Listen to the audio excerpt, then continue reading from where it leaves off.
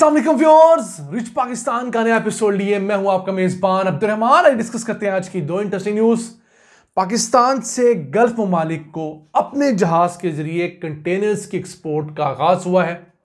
पाकिस्तान से इब्तदाई तौर पर कराची, जबल अली और दम्माम यानी दुबई और सऊदीया की बंदरगाहों तक पाकिस्तानी फ्लैग कैरियर जहाज़ों के जरिए कंटेनर्स जाया और आया करेंगे। इस सिलसिले में एक 10 दिन का राउंड ट्रिप हुआ करेगा, आगाज हो चुका है।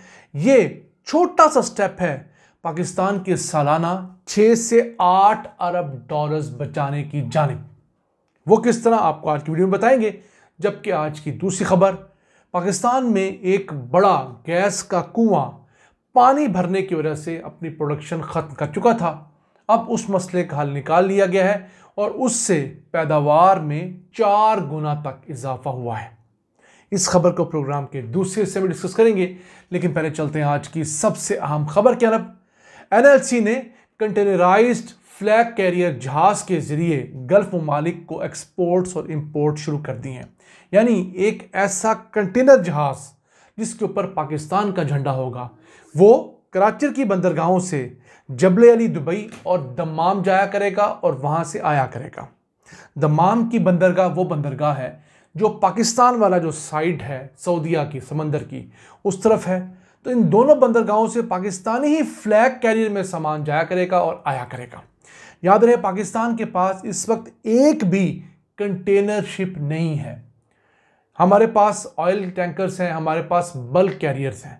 तो ये एनएलसी ने पहला कंटेनर शिप हायर किया जो 10 दिन का ग्राउंड ट्रिप लगाएगा। एक कंटेनर के ऊपर 1120 कंटेनर्स होंगे। अच्छा आगाज है। क्यों? हम हमेशा बताते हैं कि पाकिस्तान हर साल 6 से 8 अरब डॉलर्स कंटेनर्स भेजने और मंगवाने के किराए की मद में, इंश्योरेंस की मद में खर्च करता है। एक ऐसा मुल्क जो आईएमएफ से 3 साल के प्रोग्राम के लिए हर शर्त मान रहा है और 7 अरब डॉलर्स उसे 3 साल में मिलने हैं। वो हर साल 8 अरब डॉलर्स सिर्फ अपने जहाज ना होने की वजह से किराए की मद में अदा कर रहा है। तो ये अच्छा आगाज है। क्यों? जबल अली की पोर्ट ट्रांसशिपमेंट के लिए बहुत मशहूर है। दुनिया भर से यहाँ कंटेनर्स आते हैं, फिर यहाँ से डिस्पर्स होते हैं। तो पाकिस्तान ने किसी और मुल्क को भी अगर एक्सपोर्ट करनी होगी तो पहले पाकिस्तान अपना सामान जबल अली भिजवाता है, लेकिन किसी और के शिप्स पे। अब डायरेक्ट हमारा सामान जबल अली जाएगा और वहाँ से बड़े बड़े शिप्स के ज़रिए दुनिया भर के अंदर एक्सपोर्ट हो सकेगा। अब इससे होगा क्या? जो ट्रेड की लॉजिस्टिक्स हैं वो बेहतर होंगी, कॉस्ट जो है वो कम होगी। कॉस्ट किस तरह कम होगी? इस कंटेनर शिप का जो किराया है वो हमने रुपयों में अदा करना है। ये सबसे अहम है। इससे पहले हम लोग, हमारे जो ताजर हैं, वो डॉलर्स में किराया अदा करते हैं। आप तो जानते हैं डॉलर दोबारा महंगा होना शुरू हुआ है, तो उससे खदशा है कि जैसे जैसे डॉलर महंगा होगा, क्योंकि आईएमएफ की ख्वाहिश है, उसकी कोशिश है कि वो पाकिस्तानी इकॉनमी को मज़ीद हर्ट करे और जून 2025 तक पाकिस्तान में डॉलर की कीमत जो है 325 रुपये तक करे। तो अगर खुदा न खास्ता ऐसा होता है तो यही जो हमारा 8 बिलियन डॉलर का बजट है फ्रेट का, वो शायद 9 बिलियन डॉलर हो जाए, 10 बिलियन डॉलर हो जाए। तो जब हम रुपयों में पे करेंगे तो हमारा वो भी मामला बेहतर होगा, फिर एफिशिएंसी बेहतर होगी। यानी हमारे अपने कंटेनर्स होंगे, हम जब मर्जी भिजवा दें।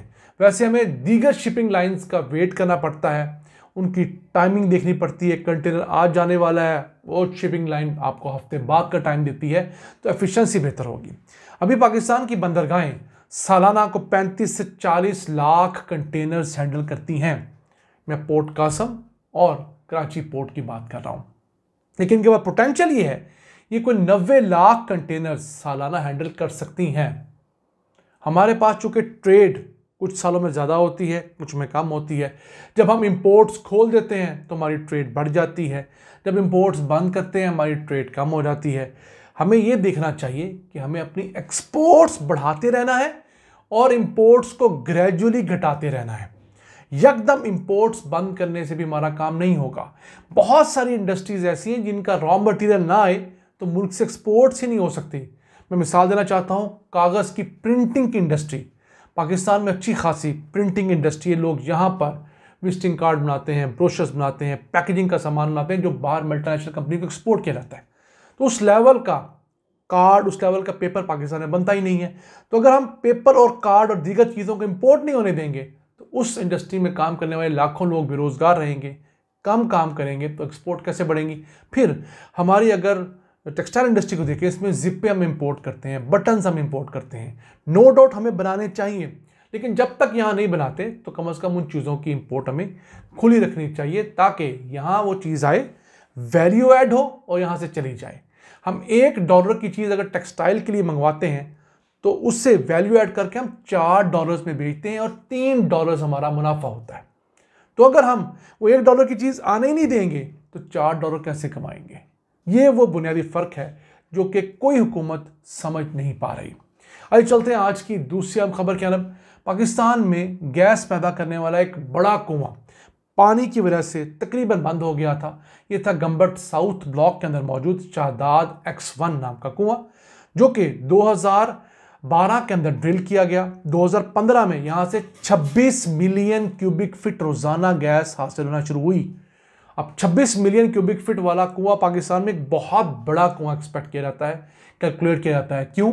हमारे यहाँ नॉर्मली कुएं 8, 10, 12 मिलियन क्यूबिक फीट वाले होते हैं, तो ये बड़ा कुआं था। लेकिन हुआ क्या, इसके अंदर ज़ेरे ज़मीन जो पानी है वो भरना शुरू हो गया। उससे इसकी प्रोडक्शन जो 26 मिलियन क्यूबिक फीट थी वो घटते घटते घटते 2.2 मिलियन क्यूबिक फीट रह गई। फिर क्या हुआ, PPL नामी कंपनी जो इस कुएं को चला रही है उसने इंटरनेशनल माहिरीन से रब्ता किया, इंटरवेंशंस की, तो इसको वाटर शट ऑफ ऑपरेशन के तहत नई टेक्नोलॉजी लगाकर पानी की उन तहों को ब्लॉक किया गया जहां से पानी इस कुएं में आ रहा था। इसकी पैदावार बढ़ाई गई तो 2.2 मिलियन क्यूबिक फीट वाले कुएं से 4 गुना पैदावार में इजाफा हुआ है और अब ये 8.4 million cubic feet gas produce कर रहा है, यानी 6.2 मिलियन क्यूबिक फीट गैस इजाफी प्रोड्यूस होना शुरू हुई है खालिसतन। तो इस तरह के मसाइल पाकिस्तान भर में मौजूद कुछ 350 से 400 कुओं में आते रहते हैं। हमें नेशनल लेवल पर इस तरह की पॉलिसी बनानी होगी, हमारी कंपनीज को इकट्ठा होना होगा कि अगर किसी को इस तरह का मसला है जिससे पैदावार कम हो रही है तो फौरी तौर पर इंटरवेंशन की जाए ताकि मुल्क के अंदर कम से कम हम गैस इंपोर्ट करें, अपनी लोकल गैस से फ़ायदा उठाएं। क्योंकि पिछले साल हम लोगों ने $4 बिलियन की सिर्फ सुई गैस जैसी LNG गैस इंपोर्ट की है। इसके अलावा $790 मिलियन की हम लोगों ने LPG इंपोर्ट की है। तो अगर हम यही गैस पाकिस्तान में पैदा करें तो $5.25 बिलियन तो हर साल हम लोग बचा सकते हैं।